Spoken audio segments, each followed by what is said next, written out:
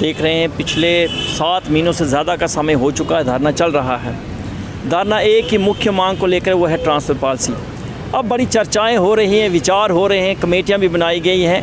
Transfer policy कोई बड़ी बात है नहीं, मैं तो आज कहता हूँ, और मैं टेक्निकल बात कहूँगा। जम्मू कश्मीर में Jammu Kashmir civil services decentralisation act 2010 है।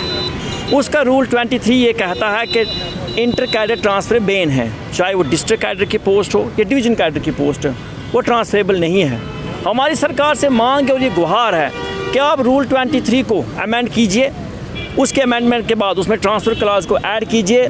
डिवीज़न कैडर की पोस्ट और डिस्ट्रिक्ट कैडर की पोस्ट जितने भी रिजर्व कैटेगरी एम्प्लॉइज़ हैं उनके लिए ट्रांसफरेबल हो जाएगी और ट्रांसफ़र पॉलिसी की नोटिफिकेशन आसानी से बाहर निकाली जा सकती है।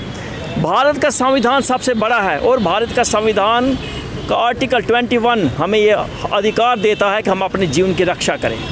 21A हमें ये कहता है कि हमारी शिक्षा का जो अधिकार है उसकी भी रक्षा हो।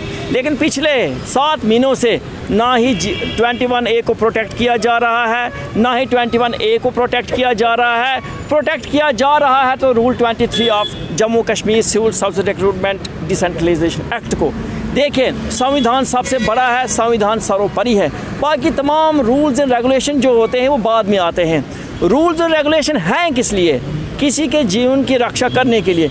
अगर कोई रूल और रेगुलेशन किसी की जीवन की रक्षा के आड़े में आता है, उसके बीच में अड़चन आता है, तो उसको बदला जा सकता है। आज ज़रूरत है कि इन कर्मचारियों के जीवन की रक्षा हो, इन कर्मचारियों के अधिकारों की रक्षा हो। रूल्स एंड रेगुलेशन को बदले जा सकते हैं। जम्मू कश्मीर में ही नहीं बल्कि भारत देश में बहुत सारे संविधान के संशोधन हो चुके हैं। 100 से ज़्यादा अमेंडमेंट हमारे कॉन्स्टिट्यूशन में हो चुके हैं। तो अगर डिसेंट्रलाइजेशन एक्ट 23 को अमेंड करके ट्रांसफ़र पॉलिसी को बनाया जा सकता है, इन कर्मचारियों को फ़ायदा पहुंचाया जा सकता है, इनकी पोस्ट को ट्रांसफरेबल किया जा सकता है, तो मैं चाहता हूं प्रशासन को ये करना चाहिए। संविधान सर्वोपरि है, संविधान हमें ये अधिकार देता है कि अपने जीवन की रक्षा की जाए। साथ में मैं ये भी कहना चाहता हूं, भारतीय जनता पार्टी ने कमेटी कॉन्स्टिट्यूट की थी इन कर्मचारियों के अधिकारों के लिए।